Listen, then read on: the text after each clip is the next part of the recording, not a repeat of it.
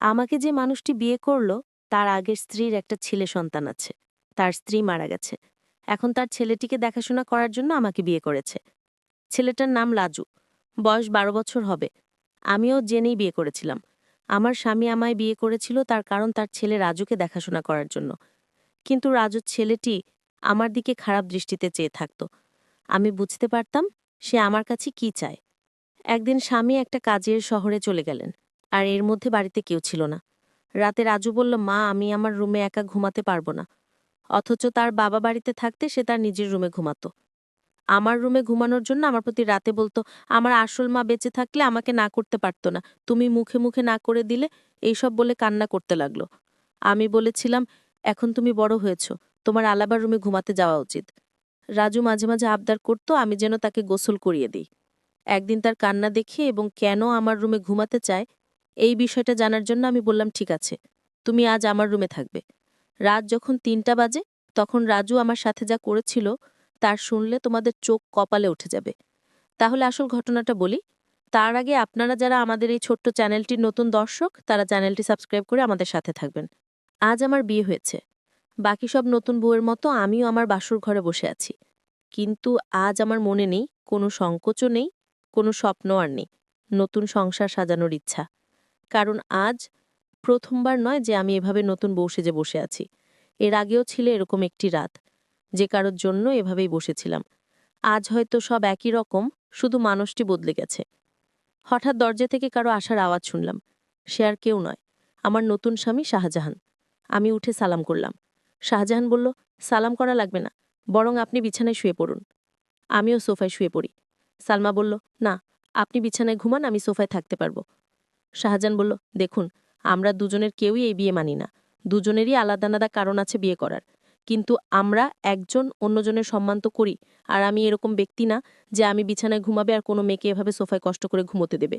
আপনি আমার স্ত্রী, তাই আপনার খেয়াল রাখা আমার দায়িত্ব। আর আপনি যদি আমার এতটুকু সম্মান করেন, তবে বিছানায় ঘুমিয়ে পড়ুন। আমিও মাথা নেড়ে সম্মতি দিলাম আর বিছানায় শুয়ে পড়লাম। এবার বলি আমাদের বিয়েটা কিভাবে হলো। মিস্টার শাহজাহান চৌধুরী শহরের অনেক বড় একজন ব্যবসায়ী। আমাদের বিয়েটা পরিবারের সম্মতিতেই হয়েছে। বলতে গেলে পরিবারের জন্যই হয়েছে। অবশ্য আমাদেরও অসম্মতি ছিল না।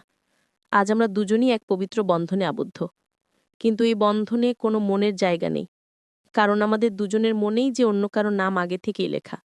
মানে দুজনের মনেই অন্য কারো মায়া জড়িত। অন্য কারো কাছে আমাদের মন বন্ধক রয়েছে। ভাবতেই চোখ দিয়ে এক ফোঁটা জল বয়ে গেল। বিয়েটা দুজনেই করেছি, কিন্তু এই বিয়েতে কোনো ভালোবাসা নেই, শুধু রয়েছে দায়িত্ব। তা নিয়ে আমাদের বিয়ের আগেই চুক্তি হয়েছিল। উনি আমার দায়িত্ব নেবে, আর আমি উনার পরিবারের। আর উনার ছেলে রাজুর, উনার মলিয়াপুর ছেলে। মলিয়াপুকে তাই তো ভাবছেন। শাহজাহানের প্রথম স্ত্রী, তিনি এখন আর এই পৃথিবীতে নেই। ৩ বছর আগে ইহকাল থেকে পরকালে প্রস্থান করেছে। বিয়ের আগে তার ছবি দেখে জানতে পারলাম সে আর আমি একই ভার্সিটিতে ছিলাম। শাহজাহানও আমার সিনিয়র ছিল। শাহজাহানের সাথে কখনো দেখা না হলেও মৌলিয়াপুর সাথে প্রায় দেখা হতো। শুরু দেখা বললে ভুল হবে, ঝগড়া হতো বলে উনি আমাকে তেমন একটা দেখতে পারতেন না। এর কারণও আছে। আমি অনেক দুষ্ট প্রকৃতির ছিলাম। আর উনার সব টাইটেল নাকি চুরি করেছিলাম, তা উনি ভাবতেন অবশ্য। আজও হয়তো থাকলে আমার সঙ্গে ঝগড়া করতেন, উনার স্বামীকে চুরি করেছি বলে অপরাধও দিতেন। কিন্তু উনার স্বামীর উপর তো আমার কোনো অধিকারই নেই, কারণ আমি উনাকে নিজের স্বামী মানতে পারিনি। বিয়েটা করেছি শুধু পরিবারের জন্য। রাজু এখন ১১ বছরের ছেলে, ক্লাস 5-এ পড়ে। দেখতে একদম তার বাবার মতো। যেমন সুন্দর, তেমনি মায়াবী দেখতে। বিশেষ করে তার চোখ দুটি শাহজাহানের মতো একদম। শুনেছি শাহজাহানের চোখে নাকি অনেক মায়া, কিন্তু কখনো তাকাইনি, কারণ এখন আর কারো মায়া পড়তে চাই না। একবার পড়ে অনেক কেঁদেছি, আর কাদার ইচ্ছা নেই, আর না কষ্ট সহ্য করার ক্ষমতা আছে। সব বাদ দিয়ে এখন ঘুমিয়ে পড়ি। ঘুম থেকে উঠলাম, সকালের আলো যখন চোখে এসে পড়ল, উঠে দেখি শাহজাহান এখনো ঘুমোচ্ছে। কিন্তু জানালা থেকে আসা আলো তার ঘুমে ব্যাঘাত দিচ্ছে, তাই পর্দা বন্ধ করে দিয়ে আসলাম। এসে রেডি হয়ে বাইরে চলে আসলাম। এসে দেখি আমার শাশুড়ি মা আর ভাবি আগে থেকেই উঠেছে। আরে বোমা, তুমি এত সকালে কেন? আমি বললাম, আসলে মা ঘুম ভেঙে গিয়েছিল তাই। ভাবি, তা ঠিক আছে, কিন্তু আমাদের নতুন বউ কোনো সাজে না, না কোনো কয় না, যাও পরে আসো। ভাবি, আসলে আমার সাজা পছন্দ না। ভাবি বলল, জানি, তাই তো গতকাল নিজের বিয়েতেও সাজনি। মা বলল, বিয়েটা কি তেমনভাবে হয়েছে নাকি? তোর দেবার জন্য কিছুই করতে পারলাম না। ভাবি, থাক মা, বাদ দেন। মা আমাদের নতুন বউ তো এমনিতেই চাঁদের টুকরা, ওর সাজাগুজা লাগবে না। ভাবি আমি বুঝি সুন্দর না? মুখ গুমরা করে। মা বলল, তুইও খুবই সুন্দর। কিন্তু মা জানো, আমি ছেলে হলে ঠিকই প্রেমে পড়তাম। আমার যা তা এত সুন্দর। সবাই হাসাহাসি করত। সালমা বলল, মা আমি আপনাদের জন্য চাঁদা নিয়ে আনি। মা বলল, আরে না, তুই বস, আমরা সব করব। সালমা বলল, মা আমার ভালো লাগে না এমনি বসে থাকলে। মা কিন্তু, সালমা প্লিজ মা। ভাবি বলল, আচ্ছা তাহলে আমি সাহায্য করি, আর সাথে অনেক গল্পও করব, কেমন? সালমা, আচ্ছা।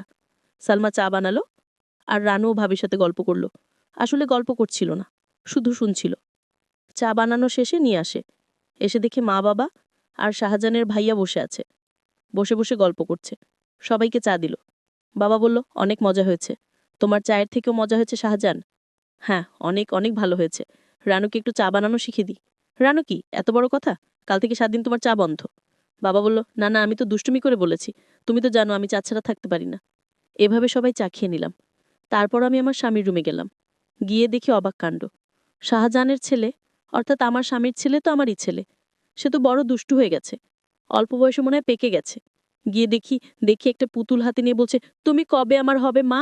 কবে আমায় কাছে টেনে নেবে? আমি যে আসতে পারছি না মা। আমি অবাক হয়ে তার কথাগুলো শুনতে পেলাম। কোন মাকে সে চায়? আর মায়ের কাছে তার কিসের চাওয়া? আর তার মা তো বেঁচে নেই। তাহলে আমাকে নিয়ে কিছু বলছে নাকি? এত ছোট ছেলেই বয়সে পেকে গেছে। কি বলছে কিছুই বুঝতে পারছি না। কিছুদিন পর আমার স্বামী ব্যবসার কাজে বাইরে গেলে কিছুদিনের জন্য রাজু ছেলেটি আমার দিকে সবসময় এক অদ্ভুত দৃষ্টিতে তাকিয়ে থাকত। মনে হয় তার চোখের ভেতর হাজারো পিপাসা। আমি হঠাৎ জিজ্ঞেস করলাম, এই রাজু, তুমি এভাবে আমার দিকে তাকিয়ে কি দেখছো? আমি আপনার চেহারা দেখছি। আপনার চেহারায় এতটাই মায়া যে আপনার চেহারা আমি একটা অদ্ভুত জিনিস দেখতে পাই। আমি তো তার কথা শুনে অবাক। এতটুকু বাচ্চা ছেলে এসব কি বলে? হঠাৎ আমাকে জিজ্ঞেস করে ফেলল, আচ্ছা মা, তুমি বাবাকে কেন বিয়ে করলেন? আমি বললাম, দেখো তুমি ছোট মানুষ, আর তাই তোমাকে দেখাশোনার জন্য তোমার বাবা আমাকে বিয়ে করেছে। রাজু ইদানিং দেখছি আমার দিকে অদ্ভুত দৃষ্টিতে তাকিয়ে থাকে। আমি যেখানে যাই সেখানে আমাকে ফলো করে। আমি গোসল করতে গেলাম, রাজু বলছে, মা অনেকদিন হলো আমার মা আমাকে গোসল করিয়ে দেয় না, আমাকে ভাতও খাইয়ে দেয় না।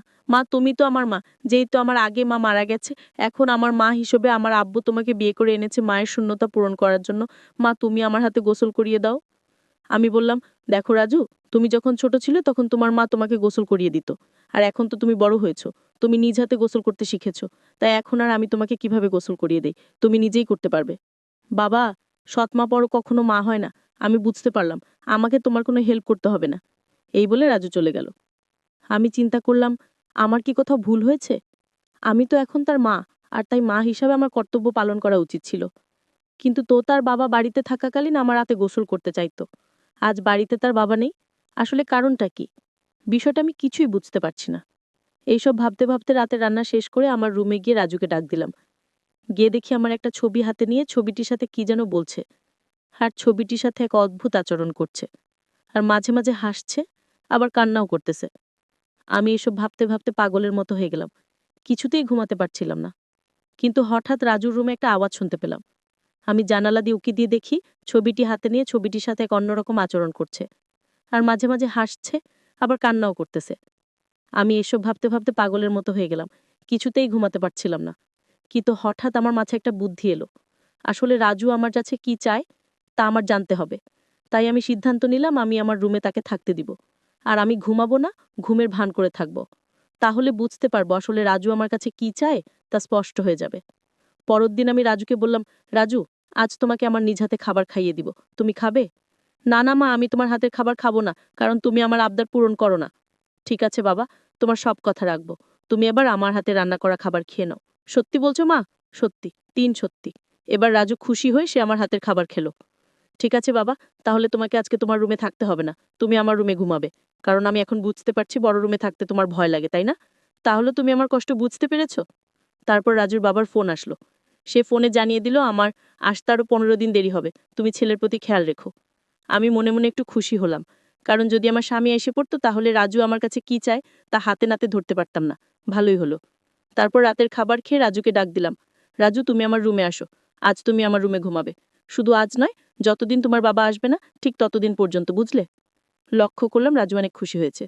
তারপর রাতে ডিনার করে আমি ঘুমের ভান করে শুয়ে রইলাম। এদিকে রাজু শুয়ে পড়ল। রাত যখন 3টা বাজে তখন দেখি রাজু ধীরে ধীরে বিছানা থেকে উঠে পড়ল। তারপর রাজু ভালো করে আমাকে দেখলো আমি ঘুমিয়েছি কিনা। তারপর ধীরে ধীরে আমার কাপড়ের আঁচলটা বের করলো, কারণ কাপড়ের আঁচলে আমার ঘরের আলমারির চাবি ছিল। আমি যেন আর না পাই, আর তাই সে ধীরে ধীরে চাবিটা আঁচল থেকে তার হাতে নিয়ে নিল। তারপর আলমারিতে থাকা তার মায়ের স্বর্ণের গহনাও ছিল, আর আলমারিটা খুলে সকল স্বর্ণ অলংকার সে একটা শপিং ব্যাগে নিয়ে নিল। ব্যাগটা রুমে নিয়ে রেখে আসলো, তারপর চাবিটা আঁচলে বেঁধে রেখে দিল। তারপর ঘুমিয়ে পড়ল। আমি ঘুম থেকে জেগে উঠি। এটা কি করলো? এতটুকু একটা ছেলে